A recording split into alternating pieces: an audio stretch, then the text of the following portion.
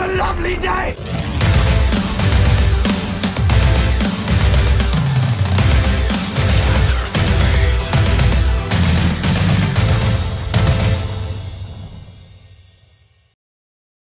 Welcome to Flat Earth Debate, Uncut and After Show.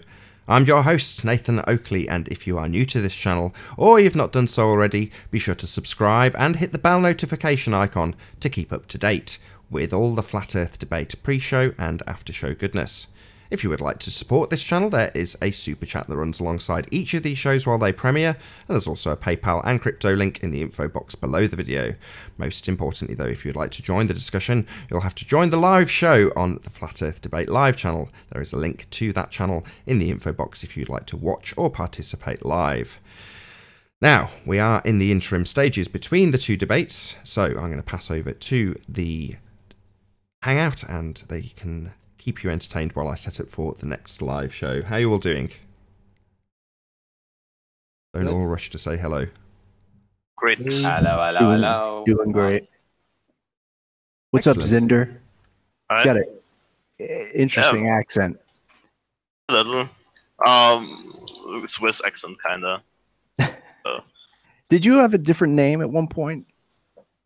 Than Zinder on YouTube? Or the real name? Well, on a Hangouts. Oh, no. I never, No, okay. never I was did. getting you confused with someone else. Yeah, they all sound alike, I know. No, not All really. with a little German accent sound the same. Exactly. I can tell the difference, but for some people, it's very hard, I guess. Yeah. I've heard German is the most exact language. Like, it's the most efficient language in terms of word to meaning. Like, you can say the most with the German dialect. Yeah, I would disagree. I think Chinese falls in that category. yeah. I don't know. Say so complicated things with very little words. But I mean, you can like add 10 words together and create a new one. Like just add them after each other, and then you can create a word that is like 30 letters long, and it has a meaning. Right? So it is kind of useful in that regard. I also find that certain vernaculars, it seems like the people that speak that language enjoy speaking the language. Like there's more animated, like lots of different sounds, lots of movement. Right? I'll be right back. Pleasurable Sorry. to speak like that. English is a mess, though. They, their. English is like Legos. It's made to be creative.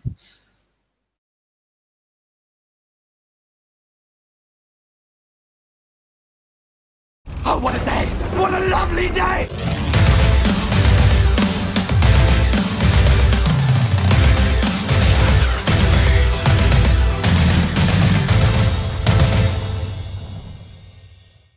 Welcome to Flat Earth Debate Live. I'm your host, Nathan Oakley, and if you are new to this channel, or you've not done so already, be sure to subscribe and hit the bell notification icon to keep up to date with the Flat Earth Debate. If you would like to support this channel, there is a super chat that runs alongside the show while it premieres, not while it's live, but there is a PayPal and crypto link in the info box below the video. Most importantly though, if you would like to join the discussion, simply mute the page you are currently watching, then click the link in the info box below this video to join the panel and express your views on the shape of the Earth. If you do join, please don't swear. If you do, you'll be ejected, and if you are, please don't try to rejoin the stream using sock accounts. You'll be warmly welcomed back on the next stream. Please also share the show on social media. Sharing the show obviously increases the live audience, but this in turn increases the chances of a more diverse panel. So please share the show on Facebook and Twitter. And one last time, if you're new to the channel or you've not done so already, be sure to subscribe and hit the bell notification icon to keep up to date with the Flat Earth Debate. Now we are joined by Zinder, The Plain Truth, Sleeping Warrior, Ranty Flat Earth, Jonathan and Arwin. Good to have you all. Good afternoon. Hello. What? I wanted to start out saying it's good to be back on the Flat Earth Debates. Well, thank you very much. I'm going to rattle through housekeeping now. I've got a slightly bigger panel than I did on the last show, just me and Arwin. So, any signs of curvature, gentlemen? Nope. Not as of late. No? Just minor signs. It's not very consistent. But axial rotation of the Earth-based variety, as Ranty's on the panel. Afraid not, Nathan. Can't find it.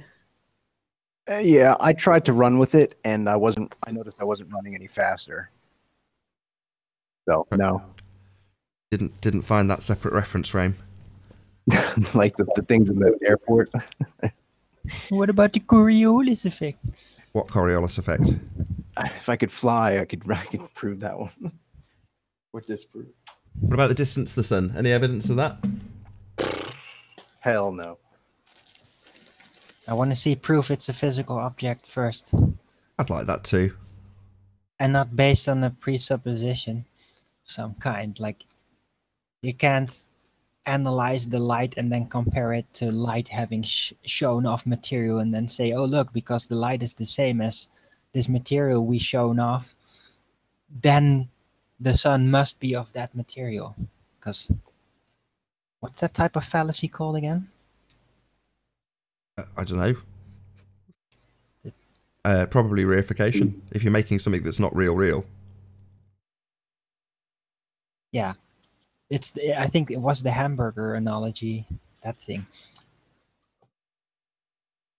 Oh, and affirming the consequent formological fallacy. Yes, that's the one. Thank you. Okay. So assuming your outcome, if P then Q, Q therefore P. So I'm interested in your group opinion on this idea that I came up with the other day, that the next wave of the next generation, whatever you want to call it, the next group of kids, young people, if they're raised in a world where all the questions, all the the big questions of the world aren't answered, and they're not given some like set template of like, this is what this is, everything has been figured out. There's no reason to wonder outside of, what you're going to have for dinner. And we figured it out, and there's nowhere to go because it's all been explored. Have fun with it. See ya. And these same people complain when they see the millennials and the youth of today with their heads buried in their cell phones. It's like, what reason do they have to challenge themselves? What reason do they have to think if there's nothing to think about? So I see the flat Earth model as an opportunity for everyone to get a fair shot at what they might theorize, or they think the sun and the moon are. It's a good thing, and it could do. We could embrace the next great mind, but we're turning kids off. We're turning their brains off, and giving them every reason to just sink into digital AI nonsense. Of course, it has been predicted this way for the past 40 years, hasn't it? If you look at all the films that they've put out in Hollywood, all the predictive programming about how we're going to end up, the Matrix, all that kind of stuff. It's obvious what is going to happen. It's what they've been trying to do. This could be a saving grace, because the first thing I thought about was, wow, nobody knows what the moon is. So that means their garbage, explanation that means nothing. Telling us that they know the inside of what Jupiter looks like, or whatever, the inside of Pluto, but now people can put they could get busy trying to figure some things out. It's a mission. There's a reason to think. Well, they've just told us that there's a planet that rains diamonds. Come on. It rains diamonds there. Cool. So Yeah. There's an effort to keep Nice. it exciting. To keep Oh space. man, now we really need to get to space to harvest those diamonds. it would be really expensive, but I kind of agree with you that there isn't much left to discover for let's say, for a normal person who didn't put their whole life in a certain way of study, right? There isn't new land. Probably there isn't new land to discover for us. If the world is a sphere, there isn't. I don't know that there aren't many basic things new to discover, right? So it kind of puts us in a spot where we are kind of like trapped, right? And we kind of feel like we can't contribute anything meaningful anymore. Soul crushing. Yeah, and I got that feeling a little bit, right? I mean, for many people too, they say like, yeah, we were born too late to discover the world and too early to discover the universe, right? Because many people, they think that at some point we can go into a spaceship and discover new planets and everything, right? So that kind of puts those people down, and they'll say like, oh no, we are born in an era that is kind of boring for us, right? There's nothing else. There's not much to do anymore. Might demoralize people. I don't know. That's the point. I think that was very eloquently put, Zinda. Yes, nihilism. Yeah. Well, yeah, when somebody asks what difference does it make, there's your answer. Yeah, you're right. But what can we do about it? Well, quite a lot. If you are of the understanding that you are in a completely figured out system that you can't get away from, and there's a limitation to everything. Now, by saying this, I am in no way implying there is more land. Again, like with the sky, I've no idea. So, while fine, if Jonathan wants to make assertions that it means there is more land, I wouldn't make that assertion because I've got no idea. Same goes for Antarctica. You know, we're working off quite a number of presuppositions when you talk about, you know, maybe beyond Antarctica. Well, what do you mean beyond Antarctica? Do you know what Antarctica is? I've never been there either. You know, we're told what it is on different models from different sides of this argument. But ultimately speaking, we have no idea about any of it. None. Well, no, if you think about it this way, Nathan, this is how I look at it, is that if you go back and you believe the official narrative, let's go back 1,000 years, and we go back to countries like Africa, and we go back to places like Great Britain, and they think that they are the only land that they have. They don't know that they can travel across the ocean and find new land. And if we are in a place where what we are told is dictated to, and we are stopped from going any further, then we're conditioned to say, oh, we live in a ball. But for all we know, there could be more land. And I absolutely believe that there is more land. I know you don't know necessarily, but there's no limit unless we can go and find out. And if we're being stopped from finding out, then there has to be a reason for that. Yeah, you know, technically there should be more land. Whether there is or not, I have no clue. But if the Earth is if it's going to process itself as we perceive it, which is pretty much flat, everywhere we go, the Earth is beneath us. At least that's how I experience it. It should follow that there's always going to be Earth beneath us. You know, it's the ball to me was an economic strategy. Thomas Malthus in 1910, I think it was, the economic mathematician, he inventoried the world. So this was they wrapped it up and said, well, this is it. We know the population. We know the gross national product of all these countries. Now we can get busy on manipulating all of that. And that's when it's been quantified. It's been put to rest.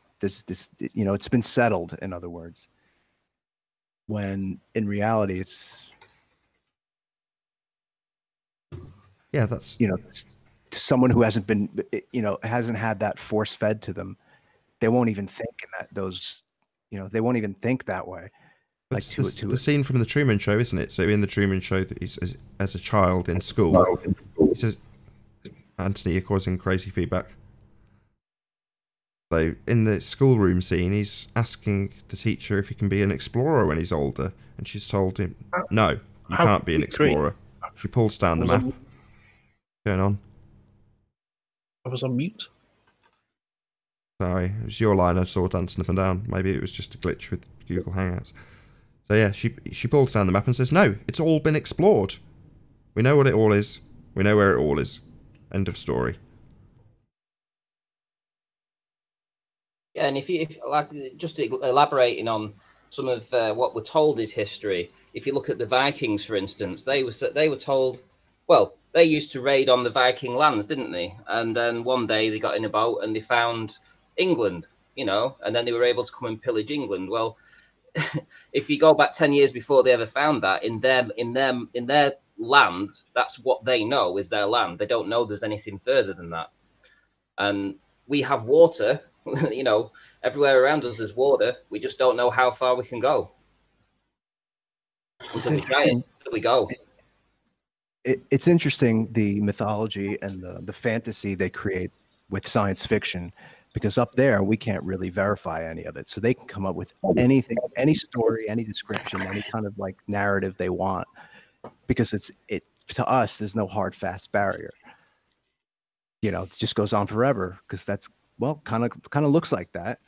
It's believable. It's sellable to the public, and they've gone nuts with it. It's like space is infinite. You know, it's uncharted waters or uncharted territory. And just think, you know, of the places we could go to in space. It's like, well, hang on a sec. I'm hanging. You know, I was trying to finish that thought. You know, if a kid didn't grow up with the sphere model, I don't know, it would take a whole re-indoctrination. I don't know what that would look like. I think it's better. It engages. It's more engaging mentally, psychologically,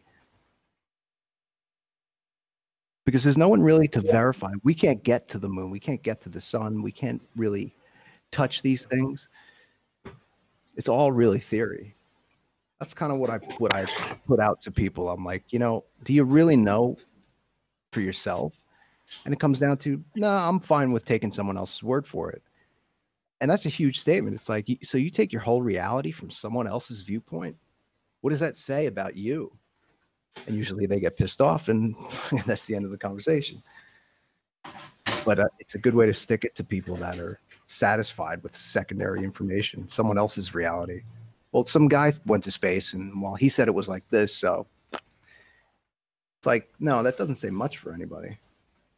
That's why I don't get the lack of curiosity, the lack of adventure in these globe supporting types that are adamant against this.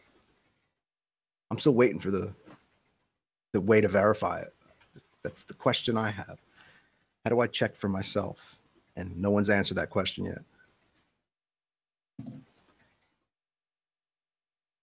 Yeah, I mean, we're in a decent position as long as we don't make any assertions, which is why I don't take issue with it particularly. Obviously, you're entitled to your belief. It depends how you express it. But when you say, I don't know about the land, but, you know, there could be more land, that's fine. It's just people who assert we do live on a map, or that we do have an ice wall. Mm-hmm. Yeah. It's when they get to those absolutes where they're like, it's this now. It's like, no, stop. People got to stop labeling things, and like, it's just another way to like say it's this, it's not that. You know, it's this version.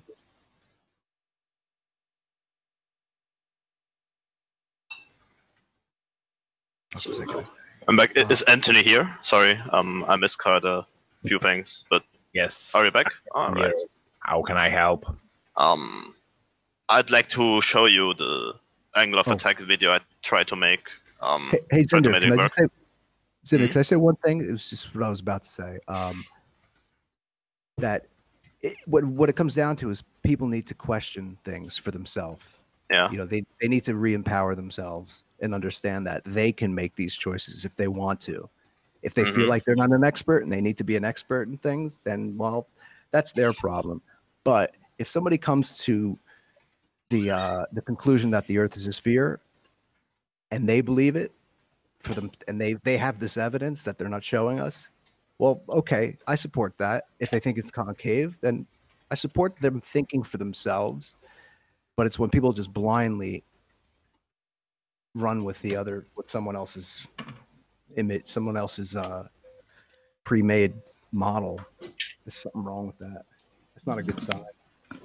Well, I mean, at the end, it is important to watch out all possibilities and then go with the one that sounds most logical to you, right? Yeah, I was going to say, that's what I did with the sphere then, because for me the sphere sounds as the most logical explanation for what we are living on.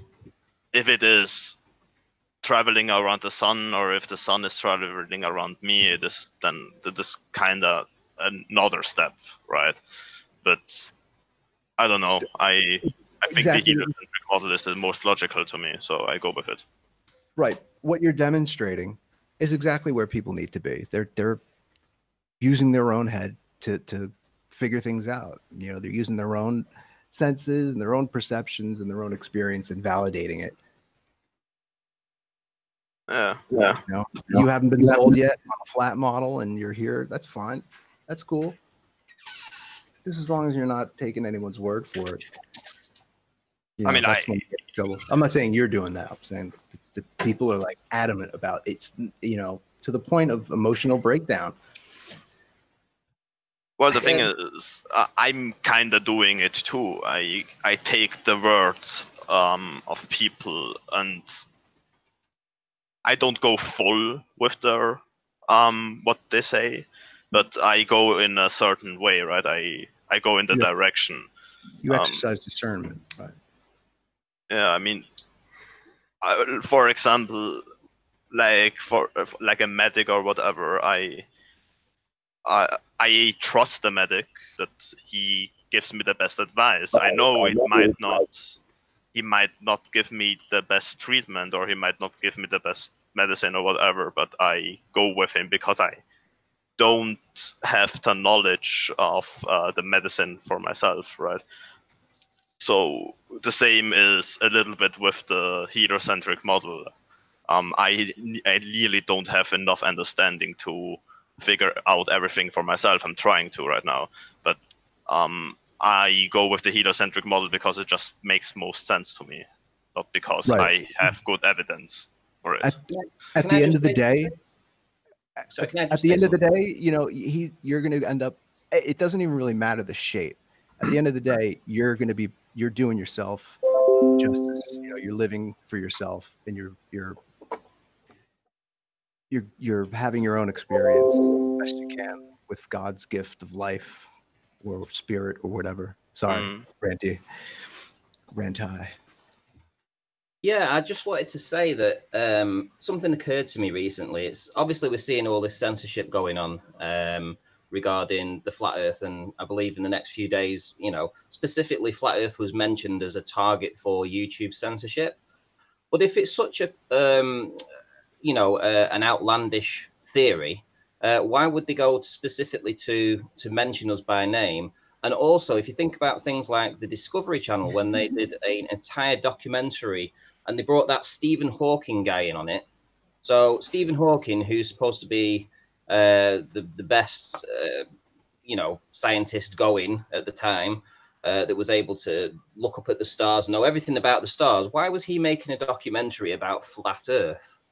You know, and trying to disprove it. Why were they bringing in the biggest mastermind in the world to disprove the flat Earth? And why were they putting it on the Discovery Channel as a debunking of flat Earth? It makes no sense. He's an archetype. He's a symbol of intelligence. So when he says it's not the thing, that's all they're doing. It's just mind games. Yeah, but that's what I'm trying to point out is that if it was such a weird conspiracy, why would they bother? Why would Discovery Channel producing and making an entire documentary about it and bringing in Stephen Hawking? Why would YouTube be deliberately mentioning us by name, not only in Congress but in the most recent report that says specifically they are going to be censoring flat Earth? I think like people like Bill Nye, right, and Neil deGrasse Tyson, and channels like the Discovery Channel are more for entertainment purposes than for actual science and knowledge.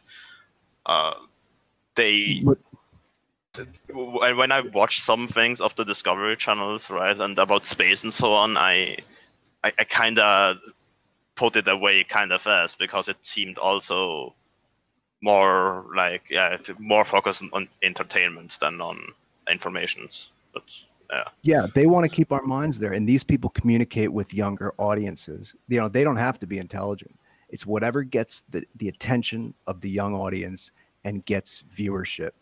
That's all that matters. And I read an article the other day that teachers were saying that young, like first grader, second grader, elementary school kids, where it was becoming a pain to like deal with these kids after they heard what Kyrie Irving said about the Earth being flat. They're having trouble teaching these kids the sphere Earth because now they don't believe in it. I was like, that's awesome. It's interesting. I mean, that's awesome. I think that. I mean, yeah, go. They're believing it for the wrong reasons because a basketball player said so. However, I don't feel like it's a lie. It's a mistruth. So I don't think they're being misguided. So I'm okay with it. But it is interesting that they're latching onto this because it's making them think, you know, it's only fair for the people who are in control that they entertain both sides in all fairness of the game. You know, they've had a run for too long and it's gotten old and we have too much information at our fingertips and it was bound to happen. Information overload. Something's not right. This Earth doesn't, you know, the information came to us because there's so much of it and we don't know what the hell to do with it. Yep. Anthony, are you still here? I muted him just because Right. he is, but I've just muted him because his notifications are coming through his mic. So if you can unmute yourself in the Hangout, Anthony.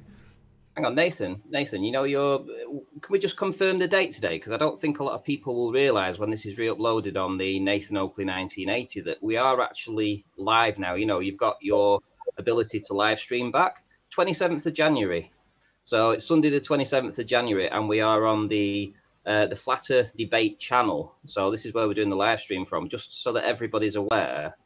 And if everybody can stick some super chat in as well, I'm going to shill for you, Nathan. You had a very poor month. You only got 32 quid last month. You got a mortgage to pay. You've got your baby on the way. This is me shilling for you, Nathan. So if anybody's listening in the super chat, Nathan, please stick some money in. I'm sure you'd be appreciative of it. I actually feel a little bit sick. Yeah, me too. But I'm not going to stop him. It's all true. Well, let me say, I don't give a shit, Anthony. Nathan. They tried to take his channel down. They tried to ruin him. He nearly lost his house. And he's got a baby on the way. And they've taken everything from him. He got 32 quid last month. Don't start me off now, Anthony, because this, you know, it really gets to me that people think that they can do this to somebody and try and ruin people for this. He's only doing a channel. He's doing something. I don't know what happened. Can you fill me in? Look, I don't need all the details, but hey, Eric, how you doing? Good to have you. He's putting a daily show on every day, 7 days a week. 7 days a week. He needs your support. Help him out. I think Ranty's just trying to shill for the super chats that will come from hopefully the re-up on the Nathan Oakley channel. So that's what I assume you're going for, and I'm not going to stop him. It's all true, but yeah, it is quite sickening to hear Ranty shilling for me. But like I say, thank you very much. Listen, I haven't got a problem shilling for you, Nathan. I know you need the money, mate. It's as simple as that. I know that if people can help you out, and there's a lot of people with deep pockets out there that love the show. If they love the entertainment, they love the show, they see that you're doing this every single day. If they want to stick some money in the super chat, I'm going to make sure that they're aware that the show is back, and it will be back on the Nathan Oakley channel probably within the next month. So just letting people know. Yeah, that I will get behind. I mean, to be honest, it bugs the hell out of me. No offense to Morgile, but when people are sort of saying, look, I'm struggling for money, which it is true, but I don't want to say that. I don't care, and if someone else is in that position, I wouldn't care. So as much as I appreciate the sentiment, but the bit I will get behind is, look, if you enjoy the show, yeah, great, chuck me a quid or two, because it does literally keep the show going. You know, you're trying to convince me to do Patreon at the moment, and up until now I've gone, no, I don't need Patreon, it's fine, you know, I'm a YouTuber, that's all good, until someone shuts that bit down, and then you go, oh crap. So yeah, it is all true, but I would rather people supported me because they like the show. That's it. You know, not because I'm in financial dire straits because I've been taken off the air by some bastard for a month. That's not why I want people to support me. If they like what's happening, then they will anyway. But the fact that you encourage them, great. But, you know, encouraging them because I'm poor, I'm always poor. Yeah. I have to show off, Air. Oh, sorry. show off air? Did something happen? You get like reported? No, I don't think so. The show's running as far as I can tell. You sure? Or your channel? Like what transpired? Oh, you're asking what's happened. Are you a bit behind with what's happened? Is that what you're saying? No, yeah, I have no idea. I just... Okay, over Christmas, I received 19 bogus copyright claims across 4 channels, which effectively shut me down completely, which meant that I was, up until then, kind of blasé about the fact that I was pretty reliant on one single, well, other than a few t-shirt sales, a single stream of income. And I, built it up to a reasonable degree, which I could actually, use as a replacement for the part-time job I used to do, which was great. I was elated with that. But then I didn't have anything for a month, which is terrible. And that's kind of what Ranty's getting at. But as I keep saying, that's not the bit I want to promote. If I'm e-begging, if I'm going to e-beg, I'll just say, look, if you enjoy this material, your support is greatly appreciated. That's it. Nathan, I have to make an honest apology because I thought a little about it. Remember when I called you a scammer? I have to say I apologize for that because a scammer makes false promises and gets money from it, and then he lies to people about it. Right. I think You you mean like Greater Sapien, you mean? you don't make false promises to get the money. Like a faith healer makes false promises, so they But, send like, them money and they get healed, right? Right. Or So like I would fortune apologize teller. for that. Yeah, a fortune teller would be a scammer, correct? Yeah. I would completely agree. Well, this Have you is thought about quite opening amusing. the forum up a little bit? Like maybe taking it outside of your home and bringing it to like an actual round table, like a physical round table where you have, live people in a room, talking about the topic.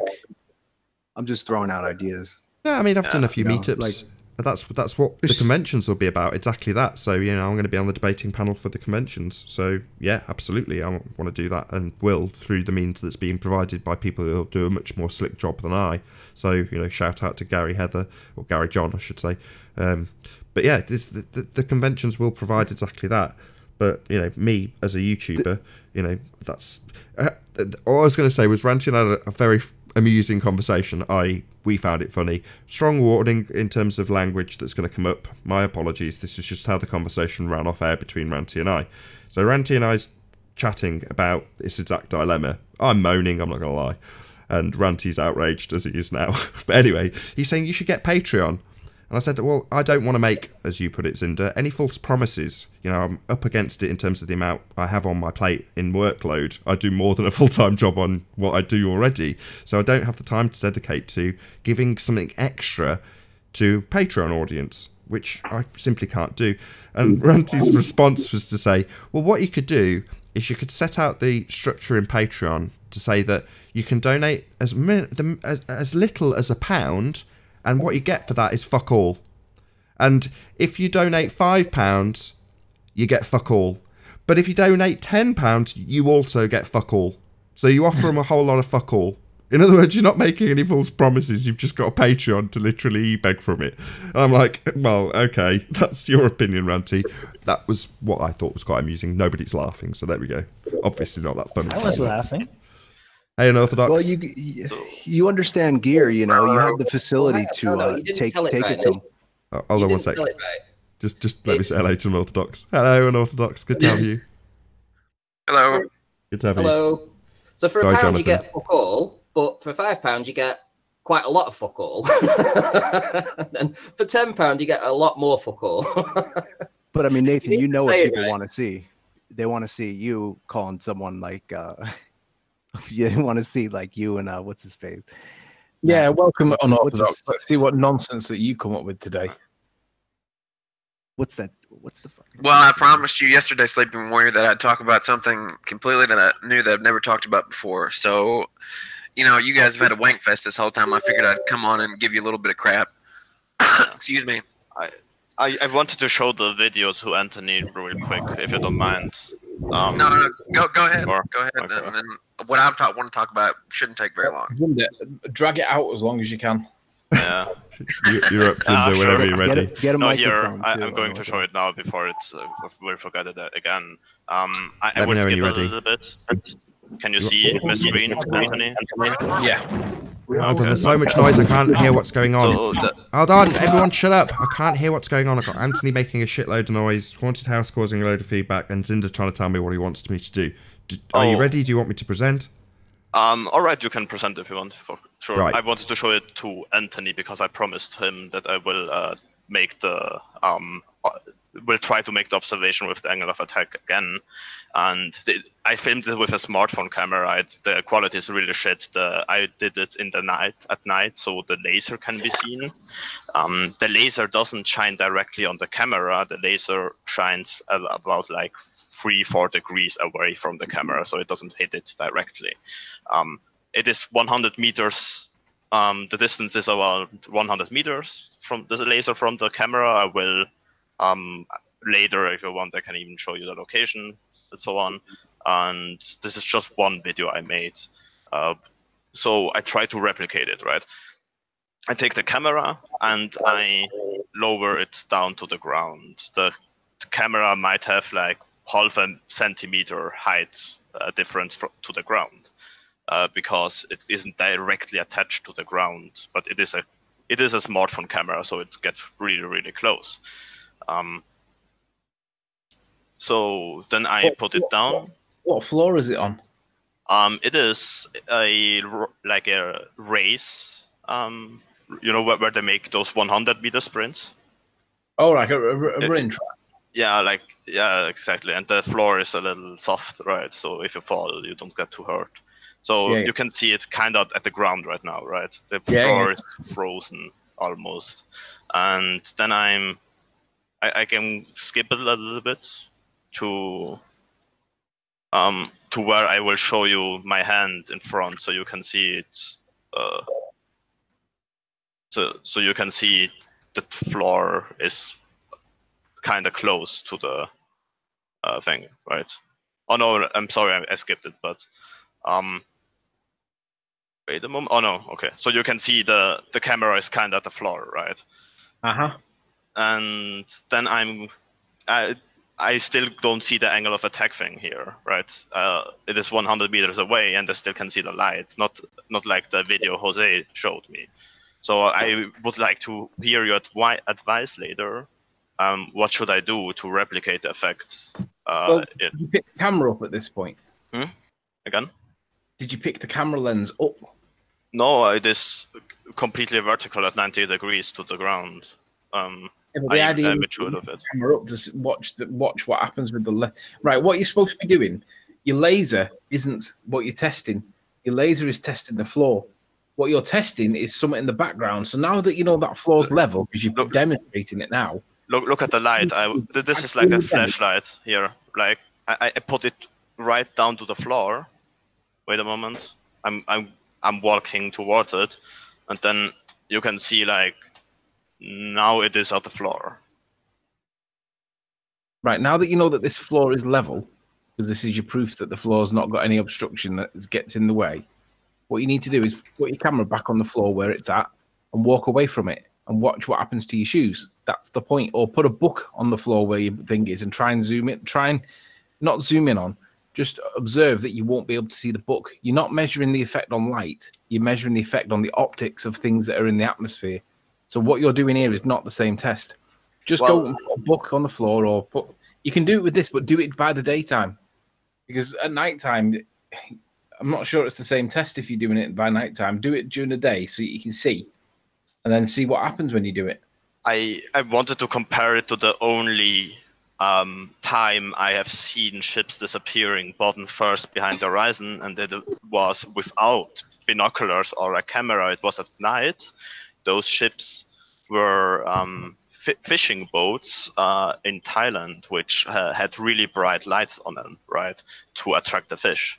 And then I've seen the ship disappearing behind the horizon bottom first, the light of the ship, until I only could see like a spotlight turned at to the at the top, like above, it's illuminated the atmosphere above the ship, but the ship was disappeared. The main light disappeared. I tried to replicate it with the angle of attack here, but I couldn't see any effect. I tried to replicate what Jose did with the light. Wouldn't Nathan be the one to talk you through this? I can increase the distance, right? Well, how far? What is the distance? 100 meters. Right. So we've now established that there's no obstruction in the floor. So why don't you go back and do it during the day, like everybody else did? Put your lights at the end of it, like you're just saying that you are, but do it during the day rather than at night time. I worried about how much you can see with the smartphone camera, right? Because it is a bad camera. It of course it has a bad aperture. It has a small aperture, and the good thing about lights is that when everything else is dark, the weakest light can be picked up by a shitty camera like my smartphone camera, because it is the only thing that it is like here, like penetrant. Right. Okay, so but you're getting a nice wide dispersion from a light in a very high contrast situation, and you can still see it, is what you're saying. Yeah, exactly. Oh, wow. Like, so what you're saying, you think this is a replication of what Jose did, but it's in the dark. So yeah. And you haven't picked up the camera. I did lower the camera to the ground, right, at the beginning. Yeah, but the idea is you pick the camera up and then put it back hold down. on, I just missed that. Sorry. When you change the angle. Sorry, Anthony. Can you just play that bit again then, just so I can see that? This at the big here is like completely above, right, and then I lowered it slowly to the ground. I don't know what the hell you're talking about. I've just got I've got a smudge of light on the left-hand side that looks like a snake, and now 4 dots dancing around. You have to look at the red one, at the laser. What laser? I see a dot. Yeah, the red dot. It is the best thing now it's I gone. could do with a Now it's gone. camera. It's gone. So did it disappear? Yeah, because my finger blocked it. But wait until I put it down. How do I know that? I can't bloody see you, can I? Like now, wait, when I lower it down, okay, now it's at the ground. How do we know this? Oh, hold on. This is absolutely insane. Jose shows himself walking along a floor and then lowering his camera. You are presenting a black screen with a dot and telling me that you're covering it with your finger, and you just expect me to accept that. This is utter garbage, Cinder. You're having a laugh. It is visible here. Yes, I can see a dot. That's fascinating. Where are you in this picture? I will show you. Show me. Why did you do it at night time? Why because did you do it at night? it is the only way I can see the laser then. So what you're saying is you've done this in the day and didn't get to see the laser? Because in the day, hold on. Light Answer my question, Zinder. Did you do this in the day and get a different result? During the day, the camera couldn't see the laser. Well, isn't that interesting? Yeah. Let's see that video, please. Excuse me. Can you show me that video? As opposed to this utter shite of black with nothing on it. I don't have the video anymore. Oh, really? It was so pointless. let me get this straight. You did replicate it in the day and could not see the laser at this distance. So you've got rid of that video and are showing us this shit instead. Because surely you know the camera couldn't expose that. Shut up. Nathan. Who's talking? Let me get an answer. Isn't you replicated the experiment almost identically and have got rid of that video and instead have cherry-picked this shit and put this up instead. That's what you've done, Zinder. But where is the angle of attack here? Excuse me, you're not understand. answering me. You have gotten rid of a replication that we could probably see you in and have chosen to present this shit in total darkness. Well, because in total darkness, the lights can be seen. I get it. I get the Texas sharpshooter. This is called the Texas sharpshooter fallacy. Get rid of the evidence that doesn't support your argument and present the shit, black, blurry crap that does. Texas sharpshooter fallacy, Zinder. No, Cinder, it why isn't, didn't you- because during the day, the sunlight is stronger than the laser. Yeah, so I get it. You've got a obviously high you can't- contrast. Hang on, I hang on. understand what's happening, Zinder. You've got high contrast. So the light that is the only fucking light in the room is the only thing that can be seen producing light. What a shock! You idiot! Right, hang on a sec. Stop. Hey, Cinder, when I did my Blackpool Tower observation, I deliberately chose it at night time because the effects of the atmosphere are much less at night time because there's not a haze. Like there's a lot of stuff that's not happening. Can you understand the rationale behind that decision? I haven't seen yours. Sorry, you have to show it to me. I didn't ask. Did you understand? Have you seen the footage? I asked, did you understand the rationale behind why I did it at night time? I would have to see the footage before I can answer No, you that don't. question. I'm asking you, do you understand why I chose to do it at night time? Because the effects of the atmosphere are significantly less. All right. Do you understand Good. that? Yeah, when the atmospheric effects are less, you can see clearer Yes. things. Yeah. Right. So my question is, if I was to repeat an observation that Ranty did or somebody did that was dependent on the aperture of the camera during the day, would be an important part of it because we don't want to have different refractive effects, atmospheric effects, humidity or whatever. And I'm not saying this is different because of that. I'm just saying that when I did my observation, I did it at night time on purpose. Now, what I'm going to suggest is you'll probably get different results during the day. So Of why? course, yeah. So why not go and do it the way that everybody else did it during the day and see what happens? I'll tell you, because the only way he can get the only light source in the darkened room to appear at that distance is by plunging the entire room into darkness, so that the only visible light that's there is from that point. Precisely why Anthony goes out at night. You have a much higher contrast. Well, that's all going to crap if you've got other things in the room that are limiting the light and contrast. You've only got one source of light in the room, Zinder. Do you think that because of the angle, you're going to have absolutely no light available to the camera when you've got a light on in the room and that's the only light? Well, that's what happened to the ships I have seen, supposedly, then. Oh, right. Well, then you maybe Well- need to push it out further, Zinder. It will eventually get too small to see. Your camera can't see forever. So even with a high contrast light, you'd have to push it away further, wouldn't you? Yeah, so the angle of attack is influenced by the aperture size, the distance, the angle to the ground, and the contrast of the objects, you say. Quite Okay. possibly.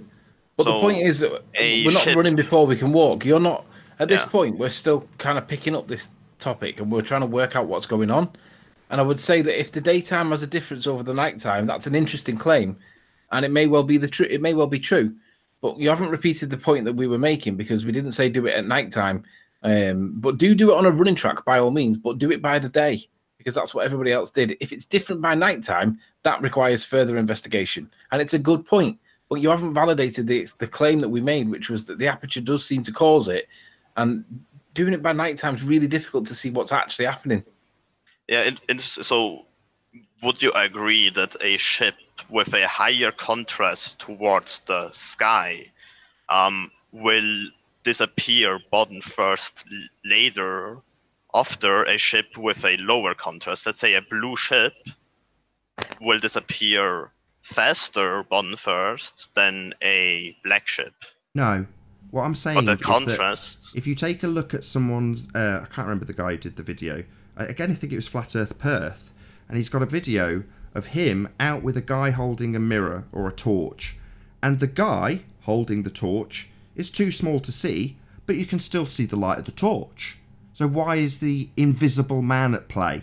Well, because the light is dispersing out and creating a bigger angular size than the man. So the man is still physically too small to see, but the light is not. It's got a wider dispersion. Well, that's kind of why I chose the laser, right? That the laser doesn't get spread out so evenly hold on. like But a But the laser flashlight. does. Hold on. What are you talking about? Everything the laser hits between you and the light itself, it's going to light up, isn't it? Yeah. Right. It is. So, hold on. So, are you measuring the angle of attack to the piece of dust in the near foreground that it's lit up, Zinder? I wasn't filming the piece of dust. The piece of dust was Oh, well, lit that's up a shame wasn't- because that's what's happening. the laser is lighting up the entire distance. So if there's a tiny piece of dust in the near foreground, that's where you'll see it, because that's what the laser does, right? Yeah, but in the video, you didn't see the piece of dust being lit up. It Oh, was so how did we Guys, see it then? Guys, let's use the right hold on. nomenclature. Why am I It's getting particle interrupted? dust. Yes, if we'd have looked side on, we'd have seen a beam of light, wouldn't we? The full length. No, the laser isn't strong enough to make it like visible to the camera when it travels through the atmosphere. How the hell do we know? You're making a lot of assertions about this crap black footage that you've produced. How the hell do I just take your word for that? No, I will prove it to you if you want. At some Why? point. I will repeat it. Why? Repeat what? A black blurry mess with a laser that can light up little bits of dust in the near foreground for you to look at. Yeah, the problem with it, I tried to light up an object with the laser and film it with the camera, but the object was too dim for the camera to see, right? The camera wasn't good enough to pick up the light reflected by the object. So what you're saying is the aperture of the camera was too small and it was beyond the limit of the camera? Yeah, but not because of the angle. It was just too why? dim. Why is that not because of the angle? Why are you making this conclusion? So you've shown us some black crap with a red dot on it, and now you're making all these conclusions. No, because no matter what height I filmed the object, it wasn't visible for the camera. It didn't matter if the camera was at the ground or in the air. Oh, right. It was never visible so in that from case, 100 meter. Do you not think it would have made more sense to get a bit closer so it was visible and then lower your camera? Would that not been a better method? Well, I wanted to make it at 100 meters because I told Anthony I would do it Oh, at right. 100 Even though meters. that's too far for the aperture of the camera to see it at all, ever. Yeah, that's Yeah, why I I think- filmed Oh, well, that it seems directly. stupid, doesn't it? Doesn't that seem stupid to you, Zinder? It seems stupid to me. No, it doesn't. Oh, really? So Because you're going to I- film something at such a distance that you can't ever see it and then see if it disappears from bottom first? When you can never see it ever? That's retarded. No, as I said, I wanted to compare it to the ships disappearing bottom first, the lights of the Oh, right. ships Not disappearing compare it to bottom first. Jose's video then, like you first stated. Again? At first, you were trying to replicate, according to you, the angle of attack videos. So do you want to take me to the angle of attack video with a boat in it? Oh, no. Oh, right, I so you tried to weren't. replicate So Jose's you're video. replicating your own fucking bullshit that you've made up then. You're not replicating anything that we've done. You're just making some shit up that you're going to replicate so you can straw man us with it. So this is a straw man. You're replicating boats, not angle of attack videos. No, I was trying to replicate Jose's angle of attack video. Oh, sorry. Do with you the want to lights. take me I to know Jose Jose's did it in the video and daytime. show me the I know- boat no, in it? Jose Excuse did me, it inside. there is no boat in Jose's video, you retard. So you are straw manning us. You are replicating something else. Some boats that nobody is filming when they do these videos. You're pushing No, I'm the not. distance out as far as possible to replicate boats with a laser. Because, of course, that's what boats look like, don't they? Laser beams. Moron. Yeah, very good replication of a boat, a laser beam. What kind of a moron replicates a boat with a laser beam? He's removing variables, Nathan. This is what Shut you guys up! usually harp Shut about. up, Remove Unorthodox. Who the variables. hell was talking to you? Shut up! This is Shut up! Who replicates boats with laser beams? Why not get a little tiny toy boat? A boat that produces its own light. Has this boat got a laser on it? Hands up on screen right now. Who sees a laser coming from this boat? Zinder, why haven't you got your hand up? I wasn't talking about the boat. There's a on the boat screen. on the horizon, dipshit. Where's the laser coming from it? Oh my god. No, oh my the god, don't blaspheme boat here. Just I answer was the simple talking question. about- Where the it hell is the kinda getting laser? really stupid Where's right the now. laser? Are you dumb? There's a boat. This is what you're replicating, right, dickhead? Where's the laser?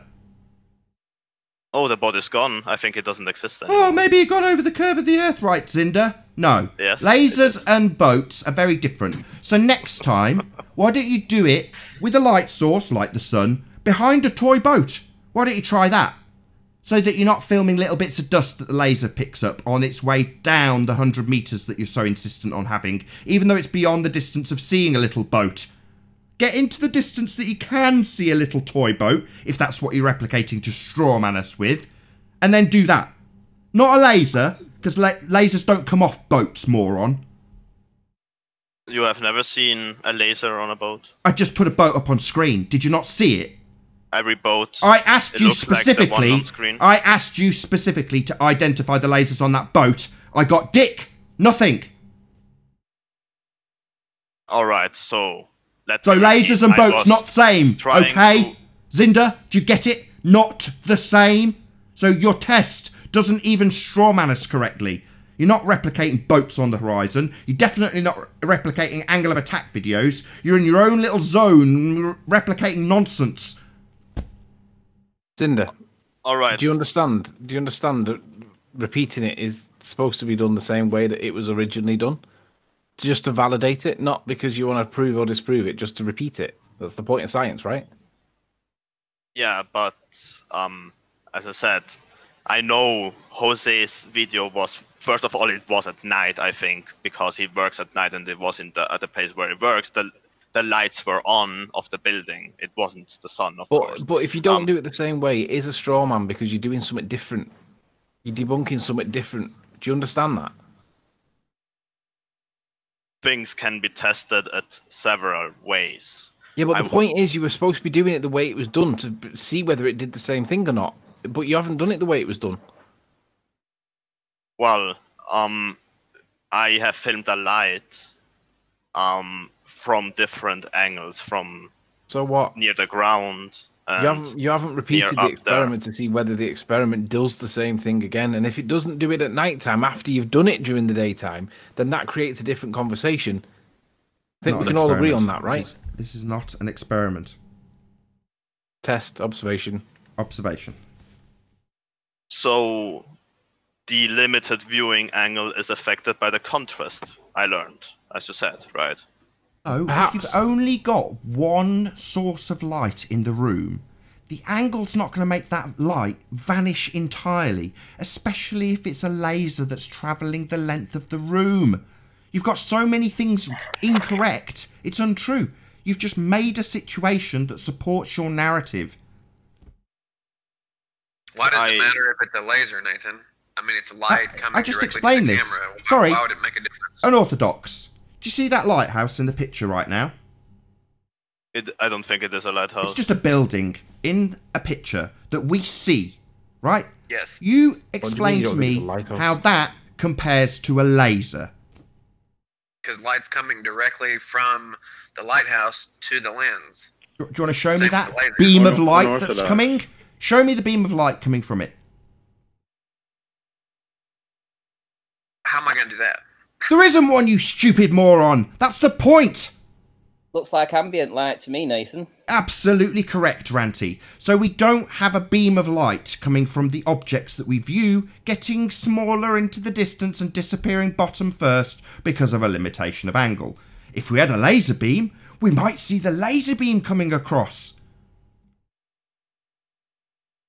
It should still be obscured, though. I think it's a pretty good test. You guys always talk about removing variables. That's just what he's trying to do here. I would say by introducing a laser? Sorry, that's introducing a new variable. What kind of idiot are you? That's not isolating variables. It's introducing a completely new thing. A beam of light travelling the distance is not the same as ambient light refracted off whatever it is you're looking at. It's still a ray of light coming directly from an object. Oh, good for you. Well, then just believe him. Angle of attack makes no sodding difference. We can see forever. Really? Yeah. Go in peace. Take that crap that is not true and makes no sense and sod off. If you want to believe that it makes no difference, that as things get more and more limited in their angular size, they can still be seen, then you're a moron. No, I mean, it's a decent argument. I'm just saying, I don't really understand your problem with this. Well, I'll say it again. For the deaf, dumb retard known as unorthodox, we do not have a beam of light coming from this lighthouse. It's just a building. No beam of light. Nathan, if there's not a beam of light coming from it, how are we able to see it? Because it's on screen right now, dickhead. Open your eyes. Look at it. Do you see it? Do I need to shove your face into the screen? There it is. Can you not see it? Are you blind? Are you literally deaf? deaf, dumb, that literally retarded, means and that blind. there's a beam of It's light on coming from screen. Look, I will circle it with my mouse for the retarded, blind dumbass known as Orthodox. There it is, we see it. There's just no laser beam coming off it. How do we see it if there's no light coming We from open it? our bloody eyes, you moron. Press 1 if you think Nathan should get a Patreon. Oh, come on. So Hey, you Off had a everything. crazy tag on your stream earlier, just FYI. It said something about chemtrails. It was like some Wikipedia article below your stream about chemtrails. So y'all were talking about the whole YouTube thing. They're getting you, man. Better watch out. What? Because we've reached the point that you do or don't accept that things in the distance we look at don't have laser beams coming off them. I mean, generally speaking, no, they don't. But Oh, right. So it's definitely not an equivalent to what we've been doing then. So Zinder's a moron, and he's gone off and just devised some method that supports his narrative, like I've asserted 3 times. what about the flashlight? Well, did you use a flashlight in the Yes. dark? Yes. Oh, so it's, again, the singular source of light in the room. So when I compare it to the fishing boats that attract fishes with light at the Sorry, horizon, again, wanker, show me a fishing boat in any of the angle attack videos now. I will find a fishing boat disappearing bottom first In over the the horizon. that angle of attack videos that you are trying to replicate. I'll tell you already, Zinder, we're running out of I'm time not- on this live stream, and you're becoming very tedious as you start to circle jerk us back to the beginning, where you point out your straw man to us, that we've already pointed out to the audience. This is a straw man. We don't need to hear about what you've got some bullshit replication of, because that's not what you're replicating. You're supposed to be replicating a limited angle of view. Now, if you're replicating lasers coming off boats, then you're just performing nonsense for your own self-satisfaction. Well, I'm not interested in your nonsense, thank you very much. But I am interested in all of the live audience who've tuned in and hopefully shared this debate. So a massive thank you to all of you. And, of course, including Zinder and Unorthodox the Dumbass, a massive thank you to all of the debating panel for making this debate possible. If you're watching this on the Nathan Oakley 1980 stream, the show will continue shortly with the after show. But to all of you in the live audience, I've been Nathan Oakley, and I'll see you all in the next video. Oh, what a day! What a lovely day!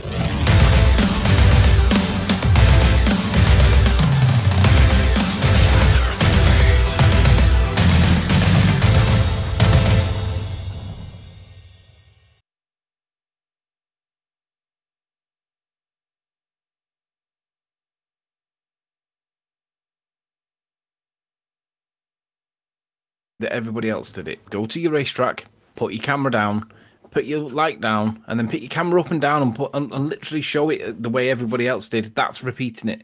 Do it in the daytime. That's it. Okay, I will do it, but you won't be able to see anything then.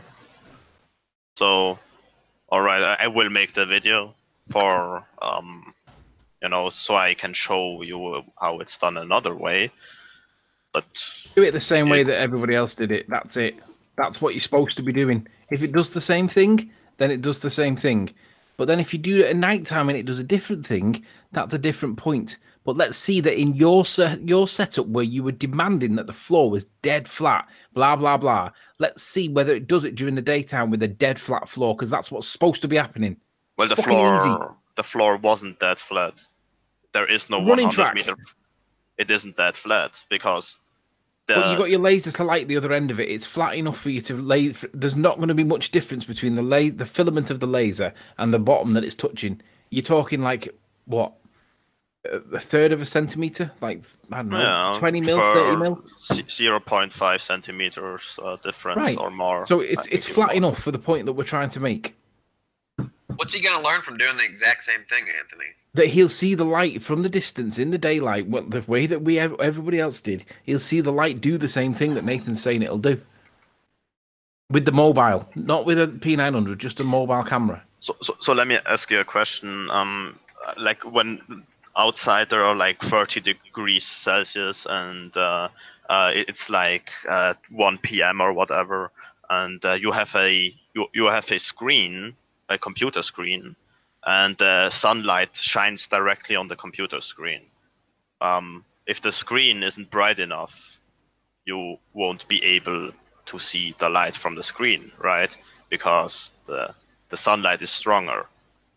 So how am I supposed to do the same with a weak flashlight when Just the do sun what is everybody up else there? did. Put your camera on the floor, take your light, walk away, put the light down, pick the light back up, walk further away, put the light down, pick the light back up, walk further away. Go back and review your results, see what happens. That's all you've got to do. I don't understand why it's a big deal.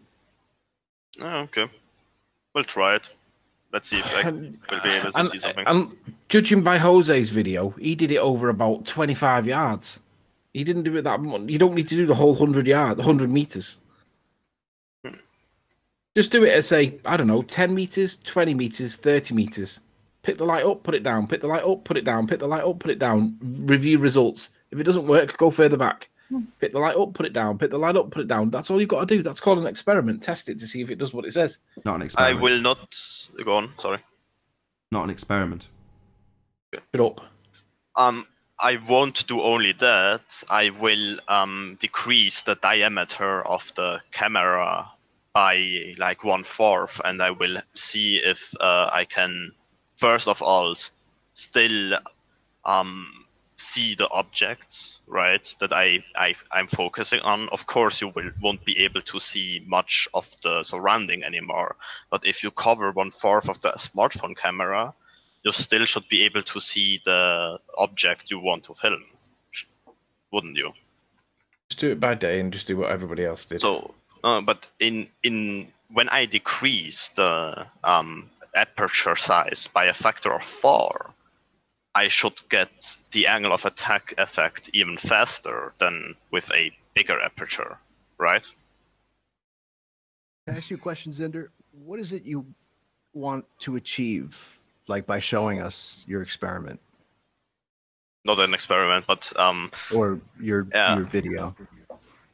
I wanted to get an advice how I could replicate the effect. I'll give you now, Zinder. The best thing you can do is put it in the dark so it's nothing like the other observations, and use a laser beam so it's nothing like the observations you've observed on video. That way you'll best replicate it. That's the best way to replicate something. Do it totally differently. That's the best way to replicate it. Yeah, and if you do it upside down as well, that might make an influence. We'll call it valid and repeat I'd do it underwater as well. With dye in the water, pink dye. I think that's the best way to replicate something that you can see on a video. And I will also But I mean, take some object and put them in the way, so you will get the angle of attack effect much faster. To be honest, my point is, do you notice like all this trouble you're going through? It's like when things aren't in your face, self-evident, then discard them. They're of no use to you. You know, you have to build, you have to create something that's not there. Like sphere Earth, it's just not there. Oh yeah, like I heard about it. I heard about it, but I ain't seen it. I'm still waiting for it. Yeah, right, like creating the angle of attack to explain certain things. But I mean, things are inherently simplex. You know, it's the hardest thing to do is to genuinely seek out to create simplicity. Yeah, that's just found in nature. But when you're going through all this trouble, and it's not apparent, it ends up like chemtrails. You know, it's like they're up there. I don't know. They look like this. I heard that they're this. I don't fucking know. I can't tell from down here. There's only so much we can know. Yeah, what I've noticed about chemtrails is that I've never seen chemtrails on a clear day, right? Never seen them. Only seen chemtrails. My point is, we hear things. People tell us things. There's an agenda. There's lots of paranoid people out there. There's a lot of people that want to fight us, an imaginary system. There's a lot of people who need an enemy to validate themselves.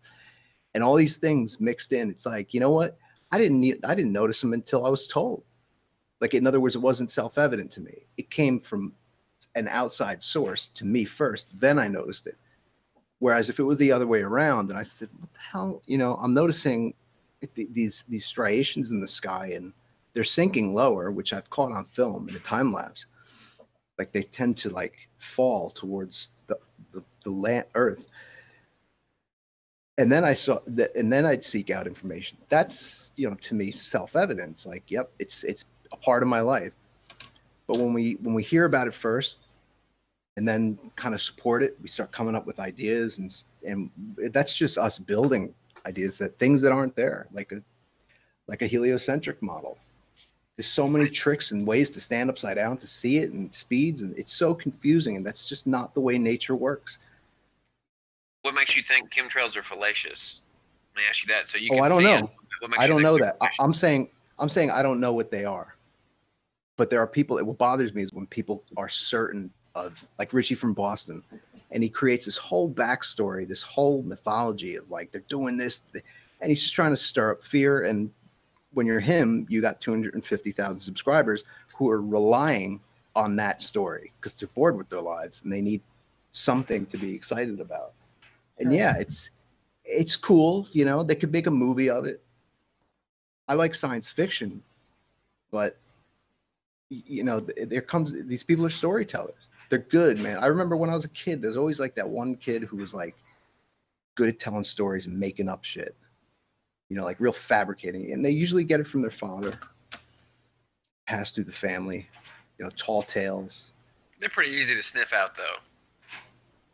Well, when it's all digital and it becomes a debate, it's really lost all I don't know, all relevance to me. It's like I'm not really coughing, I don't feel sick. I don't like the idea of blocking out the sun, which to me is absolutely insane. It's like Mr. Burns in The Simpsons. Like, to think that they can block the sun. How does anyone allow for that?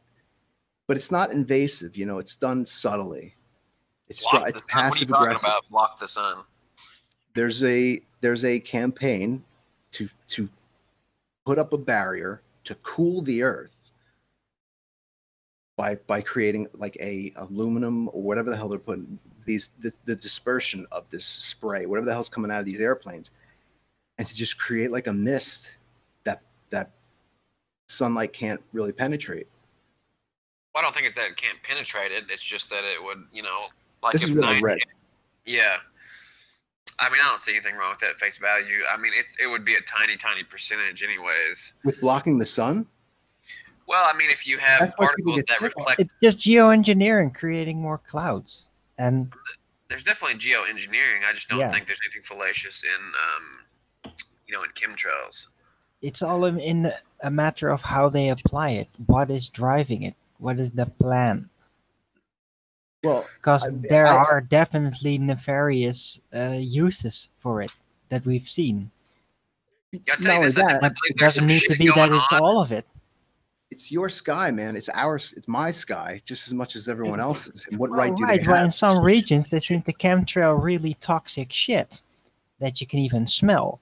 But in other regions, no, it just seems to be cloud management. So all depends on the designation for the region, I think, really. They make it rain in Dubai, don't they? And that's something they do pretty commonly. They'll have their jets go up and kind of seed the clouds and make it rain. I've heard that's a somewhat common practice in Dubai, where they've got just tubs and tubs of money and Ferraris for cop cars. I think Sure. people get sick in the winter, not from cold weather. I think it's from lack of sunlight, lack of vitamin D, and which is good for magnesium. It's kind of like activates it, or it assists in helping you build immunity, like your immune system. I take magnesium pills, like 500 milligrams or something like that. I haven't gotten sick in the last 2 years. Not even like, not that I really get sick often, but I haven't even come close to it. And I feel so much better when the sun's out. Everything is better when the sun's out. It's just like feeling of well-being. I don't feel depressed. I just feel like there is an opportunity out there. Whereas when there's a cover overhead, it just doesn't seem natural. It's just certain things people shouldn't toy with. You know, that's a big, and the fact that it's so cryptic, like we don't really know we don't know who's flying these planes, or maybe there is a way to find out. I don't really know. I don't endeavor to find out. They have to land somewhere, and the fact that it's a thing. I know that those guys, what's his name, Roddy something, Patrick Roddy, and Matt Landman have put forth some time to expose this idea. I think I don't really know what to believe. In this area in New Jersey, I haven't really seen much chemtrailing. It happens, but it's not as rampant as that woman from Madison Star Moon. She's running around with their camera, like, look at what they're doing, like pulling over like strangers, like, does that look normal to you? Like she's hysterical about it. Do you think, does there need to be anybody, hi guys, does there need to be anybody flying the planes though?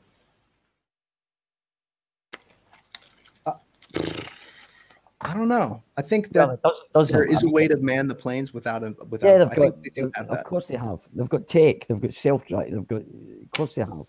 They've got that tech there already. They're probably flying unmanned up there, so nobody knows.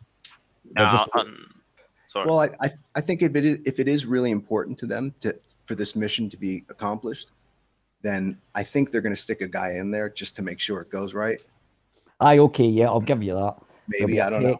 I think personally myself, I look at the geoengineering on a, because it's not, well, I don't think it's chemtrails, but geoengineering, I just believe, I look at it on the bigger scale, like I mean, part of the national, the product of a lot of countries is food.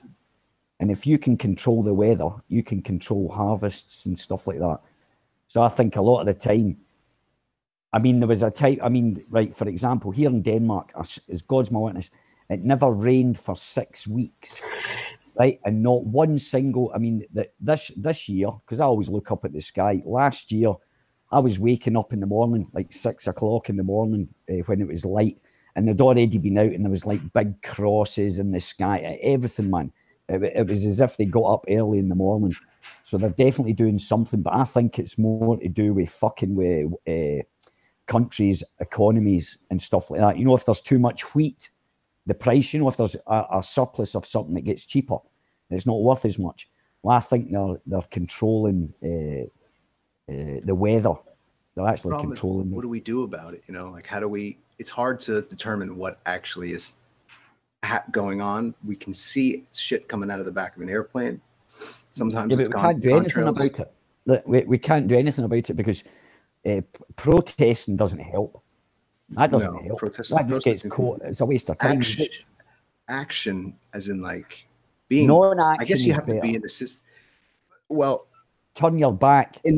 Yeah, that's what I usually say to like, narrative. Like when we turn our backs on the system, it falls apart. It goes away. Yeah, you don't give it. We give it so much attention. Yeah, exactly. Exactly my words right there. Couldn't agree with you more. Like, Take Back Space said this a while ago. He's like, why are we paying attention to NASA if we have such an issue with what they do, their practices?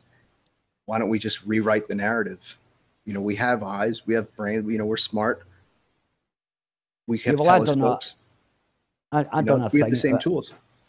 I was looking into NASA. I compiled, I've still got the file, and it was called NASA Financials, and I was going to do a video. This is about 2 or 3 years ago, but it would have taken ages. But what I did discover is there's a lot of projects where, companies apply for a contract.